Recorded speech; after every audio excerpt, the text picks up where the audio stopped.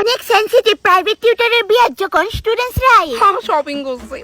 পাতা আর মিসেস জংলি কেমন আছেন? ভালো ভালো। আজকে তোমার খুব সুন্দর লাগতেছে, সেম টু সেম ডাইনি বুড়ি। Thank you. আর পাতা পড়াশোনা কেমন চলতেছে তো? এই ম্যাম, তুমি যা যা দিছিলা প্রতিদিন রিপিট করি। বাহ, দেখি পাঁচের নাম মতো করছেন। আরে ম্যাডাম এখন দাঁড়ান, আপনি পড়াশোনার কোনো টাইম টেবিল হয় না। করছেন পাতা? 5 ওকে 5 আর 5 দোকানে 7। বেটটা কই আমার? এত করে শিখাইছি, এই নে শিখছস? হ্যাঁ আরে ম্যাডাম, আজকের দিনটা তো আপনি অন্তত চলো মা আমরা ওইদিকে যাই। 5 দোকানে 9 হয়, তাই এনো 7 কয়। এরপর তো কোনো মাস্টার বালানা।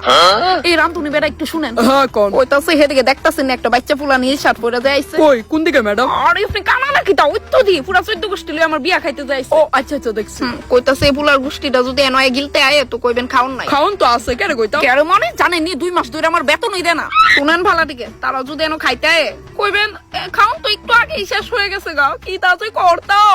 কি তা কইবেন? খাউন তো একটু আগে শেষ হয়ে গেছে গা, কি তা যে করতাম। একদম রাইট।